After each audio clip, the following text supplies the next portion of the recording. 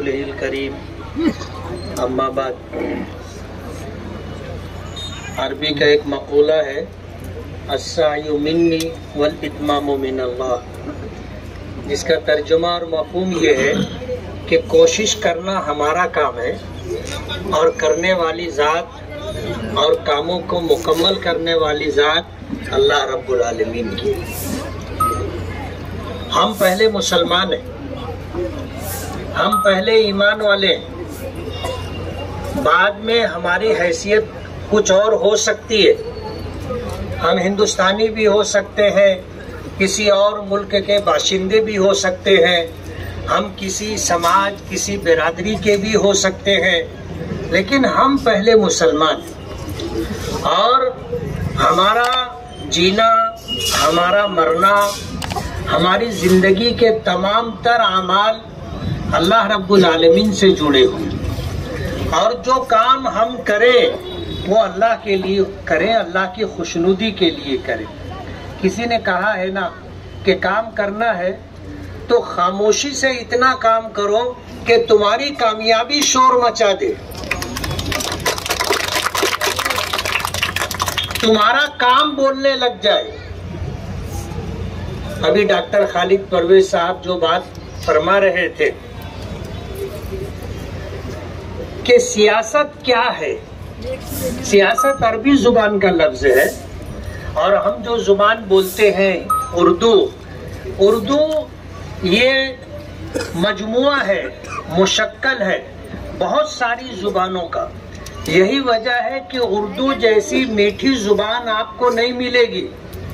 हर जुबान के जो अच्छे अच्छे अल्फाज थे, अरबी कहो, फारसी कहो, पुश्तू कहो, पंजाबी कहो, कश्मीरी कहो, सिंधी कहो, बलूची कहो, सारी जुबानों में जो अच्छे अल्फाज थे वो निकाल करके एक जुबान बनाई गई जिसको उर्दू जुबान कहते हैं। अब जाहिर बात है सारे मीठे अल्फाज जमा कर दिए गए तो जुबान तो मीठी रहेगी और कहने वालों को भी अच्छा लगेगा, सुनने वालों को भी अच्छा लगेगा।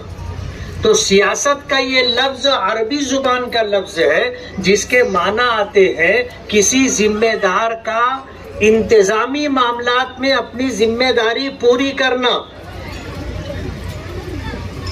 जैसे एक सियासतुल बुयूत होती है, घर की सियासत। घर की सियासत का मतलब ये है कि घर में जो हमारा बड़ा है, जो हमारा सरपरस्त है, जो घर के तमाम तर मामलात को अपनी जिम्मेदारी के साथ पूरी करता है कि उसको मिर्ची भी लाना है, नमक भी लाना है, दाल भी लाना है, सब्जी भी लाना है, तेल भी लाना है, पानी भी लाना है, कोई बीमार है तो उसकी दवा भी लाना है। ये घर की सियासत है और ये किसी एक शख्स के या चंद लोगों के जिम्मे होती है जो लोग मिल करके करते। एक खानदान की सियासत होती है, एक महल्ले और समाज की सियासत होती है, एक शहर की सियासत होती है और एक चंद शहरों की सियासत होती है और एक पूरे मुल्कों की सियासत होती है और दर्जा बदर्जा लोग इसके जिम्मेदार होते हैं। ये तमाम तर इंतजामी मामलात को, लोगों की, आवाम की जरूरतों को सही तरीके से पूरा करना सियासत है। सियासत अपना घर भरने का नाम नहीं है। सियासत अपना घर भरने का नाम नहीं है, लूट मार करने का नाम नहीं है, बेईमानी भ्रष्टाचारी करने का नाम नहीं है। आज लफ्ज सियासत इसी वजह से बदनाम हो गया। मैं जामे मस्जिद की इमामत और मदरसे में पढ़ाने की खिदमत किया करता था। हालात ऐसे बने कि जो लोग गुरुवार वार्ड के ठेकेदार बनते थे, ऐसे लोगों ने हमको मजबूर किया सियासत में आने के लिए और हम आ गए। जाहिर बात है हम अपनी मर्जी से आए होते तो अलग बात थी, लेकिन जब आप हमको मजबूर करके लाए तो हम आए। हमने उसी वक्त ऐलान कर दिया था कि हमने दरिया पार किया है, कश्ती जला दिए, उसी वक्त ऐलान किया था। लोग सवाल खड़ा कर रहे थे कि आप जो है सियासत में आए हो कब तक रहोगे। और कब छोड़ करके भागोगे? जाहिर बात है जिनके सामने आए थे वो क्या थे आपको पता है, आप जानते हैं।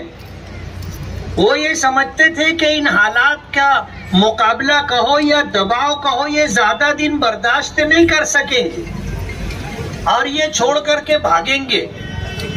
तो लोगों से सवालात करवाते थे कि कब तक रहोगे, कब तक रहोगे। तो हमको बड़े मजमे में, जलसे में ये ऐलान करना पड़ा कि हमने दरिया पार किया है, कश्ती जला दी है और हमने उस वक्त जो अज़्म और इरादा किया था आज भी अपने उसी अज़्म और इरादे के साथ खड़े। जो इलेक्शन गुजरा है, असेंबली इलेक्शन, आपको पता है कैसे लड़ा गया, अच्छी तरह आपको पता है। एक साहब जो उनके साथी थे, मुलाकात हो गई इत्तेफाक से, तो वो मुझसे कहने लगे कि हमने तो इलेक्शन लड़ने में कोई कसर बाकी नहीं रखी थी। डॉक्टर साहब, इलेक्शन लड़ने में हमने कोई कसर बाकी नहीं रखी थी, साम दाम दंड भेद सब इस्तेमाल किया। आपको पता है, मैं तफसील में नहीं जाना चाहता, कोई खाना उन्होंने खाली नहीं छोड़ा था। हर तरीके से उनको अपनी जीत का 100% यकीन था। और वोटिंग हो जाने के बाद हालात जिस तरह के थे और जिस तरह का वो प्रदर्शन कर रहे थे, पूरे शहर के अंदर जश्न मनाने के लिए जो सूरत हाल बनाई गई थी, शहर वालों से छुपी हुई नहीं है। कहीं से उनको हार का डर नहीं था। मुंबई चले गए थे, आकाशवाणी में रूम भी तय करके आ गए थे कि अब हम ये रूम लेंगे और यहाँ रहेंगे। उन्होंने वहां पर जा करके अपना पीए भी फाइनल कर लिया था कि ये हमारा पीए रहेगा और ये साथ में घूमेगा, काम देखा करेगा। यहाँ तक वो चले गए थे। तो उनका वो साथी मुझसे पूछने लगा कि क्या वजह है कि हम इलेक्शन हार गए, क्या वजह है। उनसे मैंने कहा कि अल्लाह के बंदे, तुम हारे हुए लोग हो, तुम हारे हुए लोग हो, तुम्हारे जीतने की कहीं से कोई उम्मीद नहीं थी।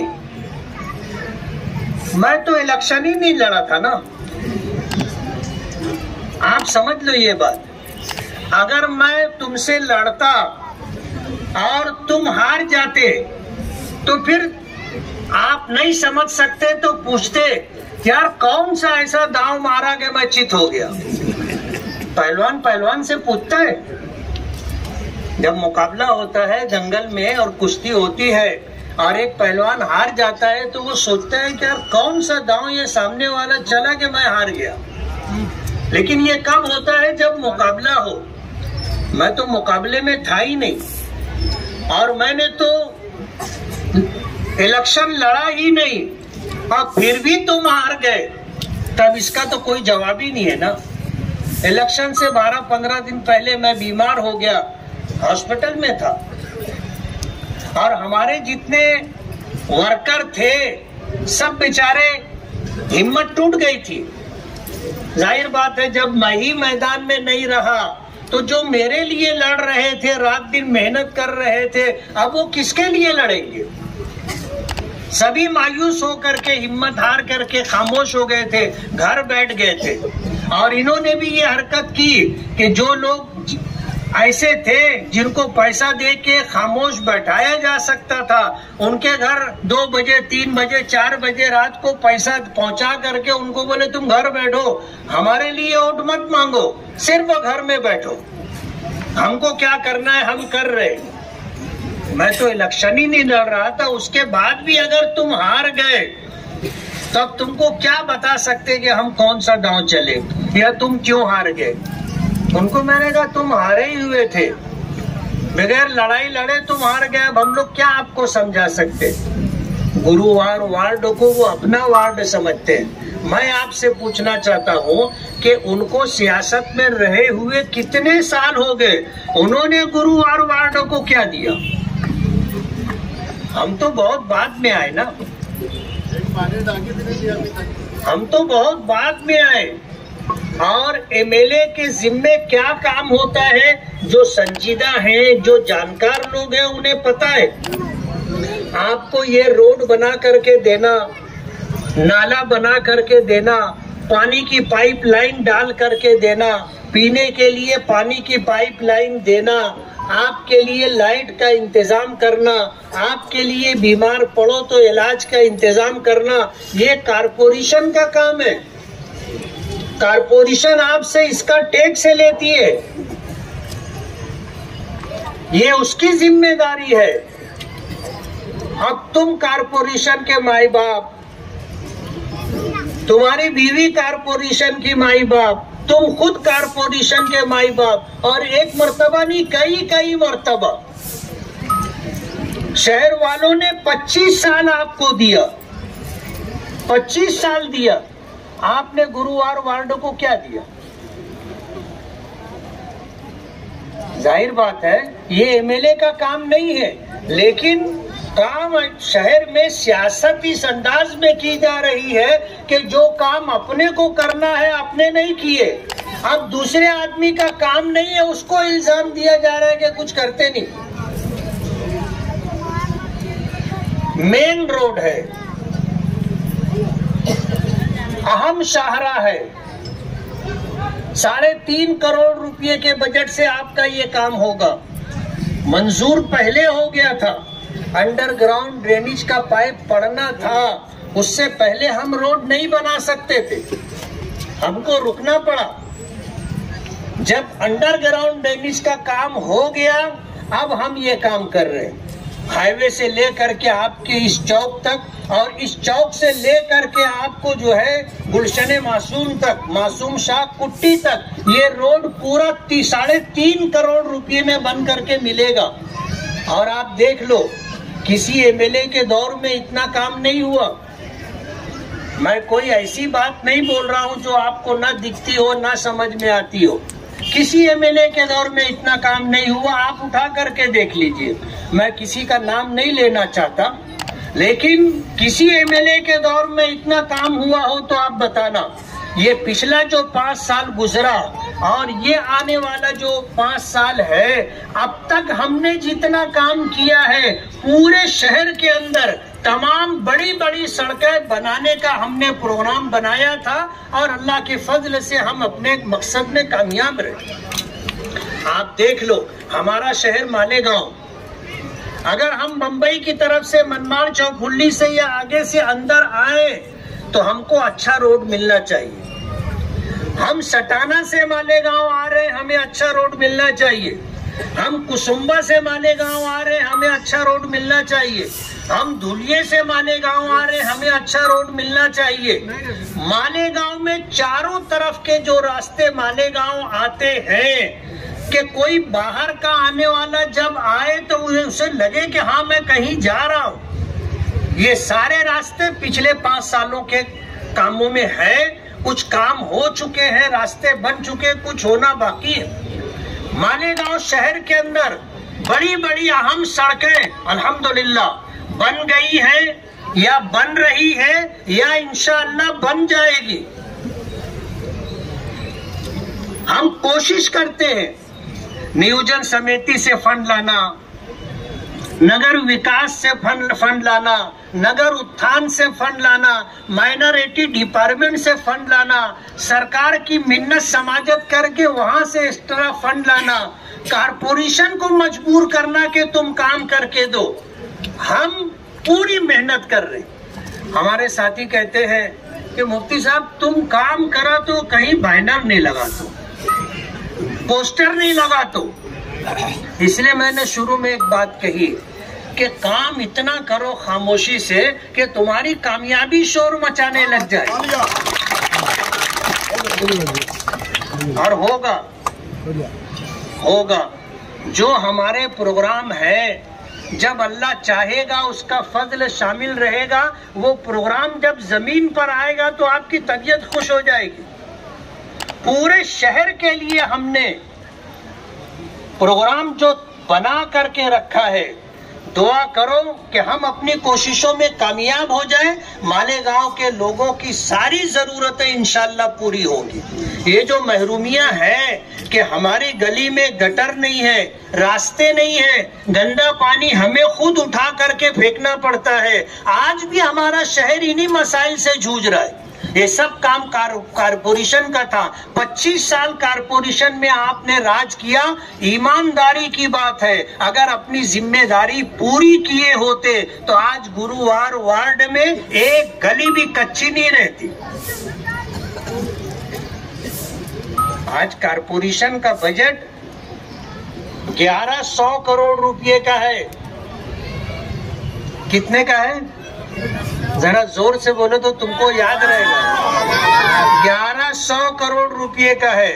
आप देखो, हाईवे से लेकर सवनगांव फाटे से इस चौक तक और इस चौक से लेकर गुलशन मासूम शाह कुट्टी तक 3.5 करोड़ रुपए में ये रोड बन रहा है। कितने करोड़ में? 3.5 करोड़ में। आप बताओ, अगर साल का 200 करोड़ रुपया, 300 करोड़ रुपया जो तामीर के नाम पर खर्च होता है, अगर वो काम हो गया होता तो ये रोड हमको मिलता बनाने के लिए? ये रास्ता बगैर रोड के रहता? नहीं रहता। कारपोरेशन के पास बजट है, एमएलए का बजट कितना होता है? 5 करोड़ रुपया। एक एमएलए को उसकी कॉन्स्टिट्यूंसी में काम करने के लिए सरकार 5 करोड़ रुपया देती है। बस अब 5 करोड़ रुपया हमारे शहर के मसाइल को आप अगर देखो तो ऐसा है जैसे ऊंट के मुंह में जीरा, वो तो हलक से नीचे भी नहीं जाता ना, मुंह में अटका पड़ा रहता। शहर के मसाइल इतने हैं। ऊंट का पेट भरना कारपोरेशन की जिम्मेदारी, लेकिन जब नहीं हो रहा है तो हमें सरकार की अलग अलग महकमों और डिपार्टमेंट से हमें पैसा ला करके, फंड ला करके मालेगांव शहर का काम करना पड़ रहा है।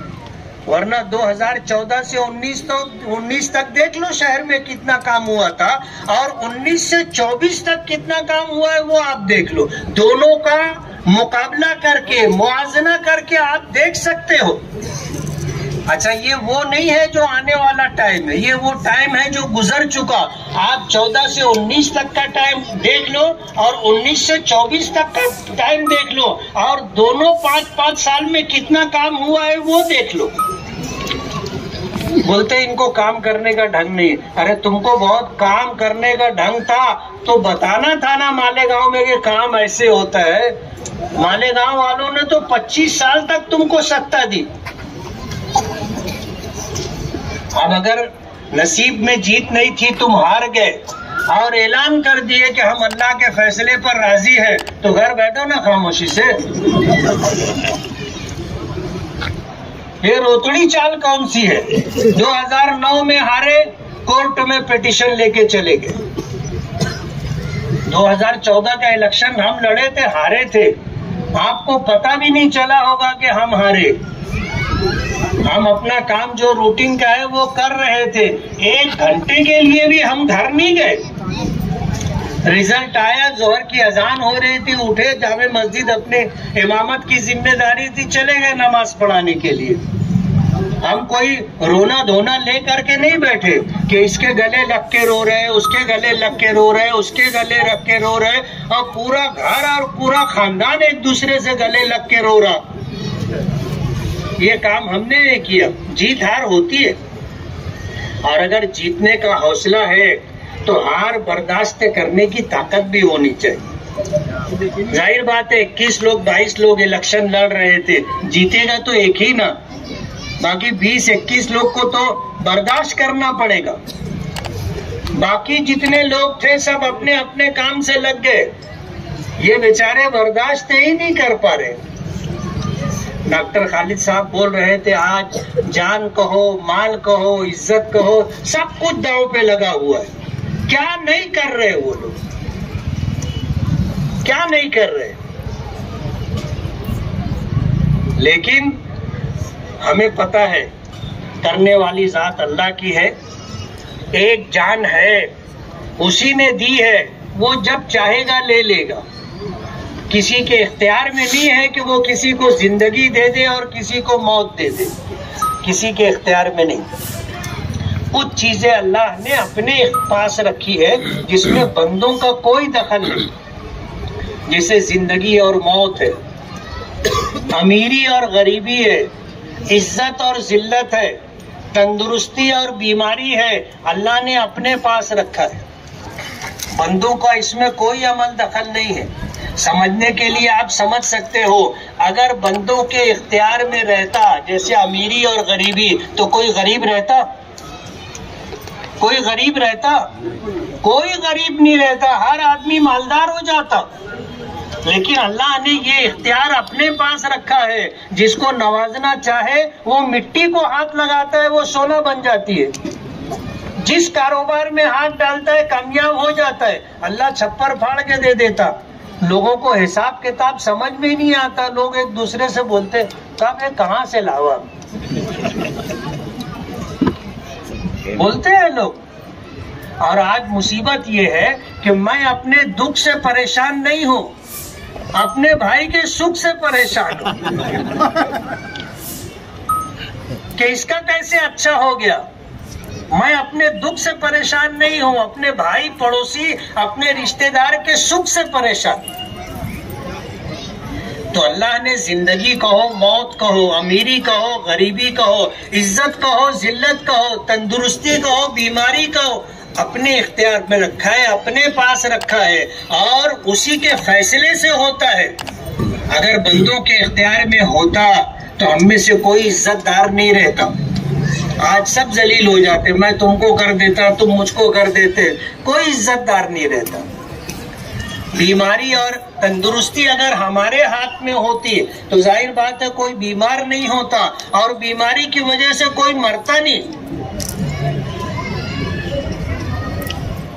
तो जिंदगी कहो, मौत कहो, अमीरी कहो, गरीबी कहो, बीमारी कहो, तंदुरुस्ती कहो, इज्जत कहो, जिल्लत कहो, अल्लाह ने अपने हाथ में रखा। फरमाया ना, अल्लाहुम्मा मालिकल मुल्क तूतिल मुल्क मन तशा। अल्लाह तू पूरे जहानों का मालिक है, तू जिसको चाहता है उसको इक़्तिदार, उसको जीत, उसको बादशाहत अता करता है, हुकूमत अता करता है। तू तिल मुल्क मन तशा व तंज़िउल मुल्क मिम्मन तशा, और जिसके पास से हुकूमत लेना चाहता है तू ले लेता है। वो तो इज़्ज़ु मन तशा, जिसको चाहता है तू इज्जत देता है। वो तो ज़िल्लु मन तशा, जिसको चाहता है तू जलील कर देता है। बेशक तू ही हर चीज पर कादिर। ये दुनिया का निजाम है। मैं भी हमेशा एमएलए रहूंगा ऐसा नहीं है। अब जाहिर बात है, इलेक्शन से पहले मैं बीमार हुआ था और हालात कैसे हैं जो मेरे करीबी लोग हैं उनको पता है। अटैक आया, हरकत कल्ब बंद हो गई थी। दिल की हरकत का बंद हो जाना ही जिंदगी का खत्म हो जाना है। और डॉक्टरों ने पंपिंग करना कहते, इतना दबाया कि मैं दिल की हरकत तो चालू हो गई, लेकिन 1 महीने से ऊपर तक सारी पसलियां दुख रही थी। और मैं डॉक्टरों को बोलता था, ये दर्द कैसा है यार, ये कब जाएगा? तो डॉक्टर लोग बोलते थे कि ये दिल का मामला नहीं, अल्लाह ने जिंदगी दी। वरना जाहिर बात है, इलेक्शन से 12-15 दिन पहले ही अगर दिल की हरकत बंद हो गई थी, दोबारा शुरू नहीं होती, तो आज मालेगांव के लोग मुझको भूल भी गए होते ना कि मालेगांव में कोई मुफ्ती इस्माइल भी था। जाहिर बात है, हमसे अच्छे लोग, हमसे बड़े लोग, हमसे ज्यादा नामवर लोग, शोहरत याफ्ता लोग इस मुल्क में रहे, हमारे इस शहर में रहे। लोग बोलते आज मरे कल दूसरा दिन। हर आदमी अपने काम में लग जाता और जाने वालों को कोई याद नहीं करता। हमारे माँ बाप चले गए, हम उनको ही नहीं याद करते तो दूसरों को क्या याद करेंगे। अगर उस वक्त अल्लाह जिंदगी नहीं देता तो आज तो मालेगांव के लोग मुफ्ती इस्माइल को भूल गए होते। मैं अल्लाह रब्बुल आलमीन का शुक्रगुजार हूँ। करने वाली जात अल्लाह की, हम तो दुआ करते हैं कि अल्लाह सबब के जरिए में तू हमें कबूल कर ले, हमारे हाथ से कुछ अच्छे काम हो जाए जो तेरी मखलूक के लिए कारामद हो, नफा बख्श हो, राहत दे हो, आराम दे हो। हम तो ये दुआ करते और कोई देखता नहीं है। आज ये रोड बन रही है, हम भी चाहेंगे तो बैनर लग जाएगा, और रोड बनने के बाद बैनर कितने दिन रहेगा किसी को मालूम नहीं रहेगा कि ये रोड किसने बनाया है। आज शहर में सैकड़ों रोड रास्ते बन गए। आपसे अगर पूछा जाएगा कि बताओ फला रोड कौन बनाया था, तो आप बता सकोगे? नहीं बता सकोगे। दिन दो दिन की बात है, होगा ये काम, बैनर लगेगा तो हमारी तस्वीर लोग देख लेंगे, नाम देख लेंगे, मैं हूँ, डॉक्टर साहब है, हाजी अब्दुल माजिद साहब है, और हमारे जितने अहबाब हैं उनके फोटो हम इसे लाइन से लगा सकते, आप देख लोगे। लेकिन कितने दिन ये बैनर रहेगा? हम तो ये चाहते हैं कि हमें आपने अगर चुन करके दिया है, आपने जिम्मेदारी दी है, अल्लाह हमसे हमारी जिम्मेदारियां पूरी करवा ले, अल्लाह अपनी मदद शामिल हाल फरमा दे, अल्लाह ताला हमारे लिए कामों को आसान कर दे। हमने जो अज़ाइम और इरादे किए हैं और आपने हमसे जो उम्मीदें वाबस्ता कर रखी हैं, अल्लाह करे वो सब कुछ हो जाए और मालेगांव वालों की जरूरत पूरी हो जाए। दूसरे शहरों में जो लोग जिस तरह अच्छे रास्तों के साथ और तमाम बुनियादी जरूरतों की तकमील के साथ रहते हैं, मालेगांव शहर की आवाम भी इसी तरह रहे, ये हमारी चाहत है। इस रोड के बनने पर, इसके लिए फंड मिलने पर मैं पहले अल्लाह रब्बुल आलमीन का शुक्रगुजार कि उसी का करम था, उसी का फजल था, उसी का फैसला था कि ये काम हो रहा है। अगर वो नहीं चाहता तो कोई मिनिस्टर कहो, सरकार कहो, हालात कहो, अहबाब कहो, कोई कुछ नहीं कर सकता। वो जो चाहता है वो होता है। और हमको तो असेंबली इलेक्शन में ये ऐसा दिख करके आया कि हम भूलते ही नहीं। मैं जब ये जहन में आता है, अल्लाह का शुक्र अदा करता हूँ कि अल्लाहुम्मा लकल हम्दु कुल्लु व लका शुक्र कुल्लु। किसी का कमाल नहीं है, किसी का कमाल नहीं है, कमाल तेरा है, कमाल तेरा है, तूने कामयाबी दी, वरना हम कहीं मुकाबले में नहीं थे। हम अल्लाह का शुक्र अदा करते हैं। अभी 4-5 दिन पहले जो है इत्तेफाक से मैं देख रहा था कि हुजूर पाक सल्लल्लाहु अलैहि वसल्लम की दुआओं में से एक दुआ जो पहले मेरी नजर से नहीं गुजरी थी, कभी मैं पढ़ा नहीं था, मेरी नजर पड़ गई। मैं जब पढ़ा तो उससे तबीयत से खुशी से दिल भर गया। हुजूर की दुआ है, अल्लाहुम्मा जअलनी खैरम मिम्मा यज़ुन्नून, कि अल्लाह मेरे मुताल्लिक लोग जो गुमान करते हैं तो मुझे उससे भी अच्छा बना दे। हुजूर की दुआ है, और कोई अल्लाह का नबी ही ऐसी दुआ मांग सकता है। हम लोगों को तो समझ भी नहीं आएगा ना, यहाँ तक हमारी सोच भी नहीं पहुंचेगी। हुजूर की दुआ है कि अल्लाहुम्मा जअलनी खैरम मिम्मा यज़ुन्नून, अल्लाह मेरे मुताल्लिक लोग जैसा गुमान करते हैं तो मुझे उससे भी अच्छा बना दे। इतना मुतासिर हुआ, दिन भर मेरी जुबान पर यही दुआ चलती रही, यही दुआ चलती रही कि अल्लाह लोग जैसा हमको समझते हैं तो हमको उससे ज्यादा अच्छा बना दे। और अल्लाह के लिए कुछ मुश्किल नहीं है, अल्लाह का फैसला हो जाएगा, हालात, असबाब, वसाइल, माहौल सब बन जाता है।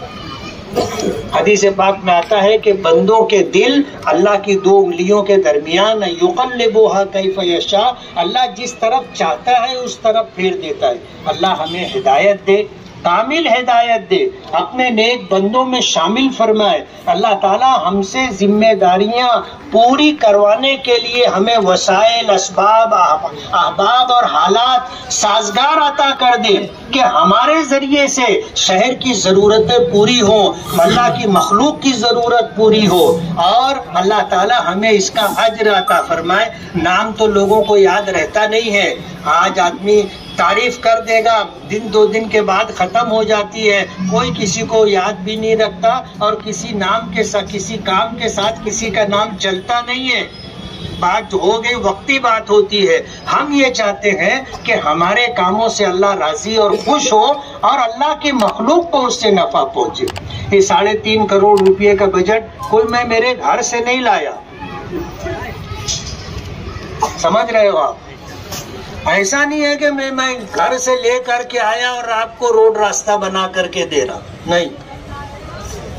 हम तो सरकार के पास गए, हमने सरकार के सामने ये प्रोग्राम रखा, इसका एस्टीमेट रखा, हमने सरकार से मांगा, सरकार से गुजारिश की और फॉलो अप लेते रहे, चक्कर पे चक्कर लगाते रहे। सालों इसके लिए हमने डिमांड की और भाग दौड़ की, जा करके काम मंजूर हो गया अल्हम्दुलिल्लाह। अब ये काम होगा और हम इस पर सबसे पहले अल्लाह के शुक्रगुजार हैं और फिर उनके शुक्रगुजार हैं जिन्होंने इस काम की तकमील के लिए हमारी गुजारिशात, हमारी दरखास्त, हमारी मिन्नत और समाजत कबूल करके उन्होंने फंड दिया। मैं इसी तरह अपने तमाम साथियों का, जो लोग इस काम को करने में, करवाने में और काम को मुकम्मल करने में हमारे साथ है, अल्लाह हम उनके भी शुक्रगुजार हैं। दुआ करते हैं कि अल्लाह ताला जितने लोगों की कोशिशें इस काम में शामिल है, अल्लाह सबको बेहतरीन जज़ाए खैर अता फरमाए और ये नेकी अल्लाह हमसे कबूल कर ले।